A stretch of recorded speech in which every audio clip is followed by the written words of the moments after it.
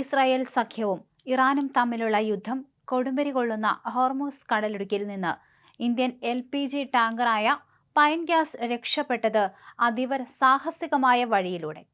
സാധാരണ കപ്പൽ ചാലുകൾക്ക് പകരം ഇറാൻ റവല്യൂഷണറി ഗാർഡ് നിർദ്ദേശിച്ച സമാന്തര പാതയിലൂടെയാണ് 27 ഇന്ത്യൻ ജീവനക്കാരുള്ള ഈ കപ്പൽ സുരക്ഷിതമായി പുറത്തെത്തിയത്. ആഗോള ഇന്ധന വിതരണ ശൃംഖല താറുമാറായ പശ്ചാത്തലത്തിൽ ഇന്ത്യക്ക് വലിയ ആശ്വാസമാണ് ഈ ഒരു വാർത്ത.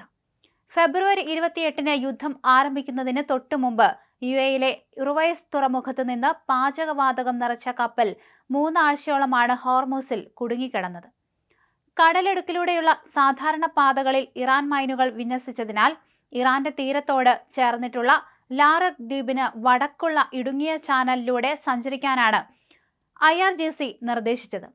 കപ്പലിലെ മുഴുവൻ ജീവനക്കാരുടെയും സമ്മതത്തോടെയാണ് ഈ അപകടകരമായ പാതയിലൂടെ യാത്ര തുടങ്ങിയത്. യാത്രയിലുടനീളം മിസൈലുകളും ഡ്രോണുകളും കപ്പലിന് മുകളിലൂടെ പറക്കുന്നത് ഭീതിയോടെ നോക്കി നിൽക്കേണ്ടി വന്നുവെന്ന് ചീഫ് ഓഫീസർ സോഹൽ ലാൽ പറഞ്ഞു. മാർച്ച് 23-ന് യാത്ര തുടങ്ങിയ കപ്പലിന് ഒമാൻ കടലിടുക്ക് വരെ ഇന്ത്യൻ നാവികസേനയുടെ കർശനമായ മാർഗനിർദ്ദേശമുണ്ടായിരുന്നു. തുടർന്ന് 4 ഇന്ത്യൻ യുദ്ധക്കപ്പലുകൾ ചേർന്ന് 20 മണിക്കൂറോളം അകമ്പടി സേവിച്ചാണ് ടാങ്കറിനെ സുരക്ഷിതമായി അറബിക്കടലിൽ എത്തിച്ചത്. ഇന്ത്യ, ചൈന, റഷ്യ തുടങ്ങിയ സൗഹൃദ രാജ്യങ്ങൾക്ക് മാത്രമാണ് ഇറാൻ നിലവിൽ ഹോർമൂസിലൂടെ യാത്രാ അനുമതി നൽകുന്നത്. 45,000 മെട്രിക് ടൺ LPG വഹിക്കുന്ന പൈൻ ഗ്യാസ് ആദ്യം മംഗലാപുരത്താണ് അടുപ്പിക്കേണ്ടിയിരുന്നത്. എന്നാൽ രാജ്യത്തെ പാചകവാതക ക്ഷാമം കണക്കിലെടുത്ത് കപ്പലിനെ വിശാഖപട്ടണം, ഹാൽദിയ തുറമുഖങ്ങളിലേക്ക് തിരിച്ചുവിട്ടു. നിലവിൽ 6 ഇന്ത്യൻ കപ്പലുകൾ ഹോർമൂസ് കടന്നുവെങ്കിലും 485 നാവികരുമായി 18 ഇന്ത്യൻ പതാക ഘടിപ്പിച്ച കപ്പലുകൾ ഇപ്പോഴും പേർഷ്യൻ ഗൾഫിൽ കുടുങ്ങിക്കിടക്കുകയാണെന്നത് ആശങ്ക വർദ്ധിപ്പിക്കുന്നുണ്ട്. യുദ്ധം മൂലം കമ്മ്യൂണിക്കേഷൻ നഷ്ടമായ സമുദ്രപാതകളിൽ ഇന്ത്യൻ നാവികസേനയുടെ സാന്നിധ്യം പ്രവാസികൾക്കും നാവികർക്കും വലിയ ആത്മവിശ്വാസമാണ് നൽകുന്നത്. വരും ദിവസങ്ങളിൽ കൂടുതൽ കപ്പലുകളെ ഇതേ പാതയിലൂടെ പുറത്തെത്തിക്കാനുള്ള ശ്രമത്തിലാണ് ഇന്ത്യൻ വിദേശകാര്യ മന്ത്രാലയം.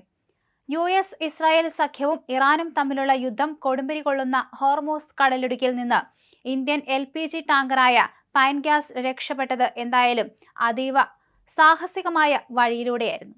അതേസമയം തന്നെ ഇറാൻ അമേരിക്ക യുദ്ധം അവസാനിച്ചിരിക്കുന്ന സാഹചര്യമാണ് നിലവിലുള്ളതെന്ന് പറയപ്പെടുന്നു. ഇന്നലെയാണ് ഇറാനെ എല്ലാ അർത്ഥത്തിലും പരാജയപ്പെടുത്തിയെന്ന് ട്രംപ് വാദിച്ചത്.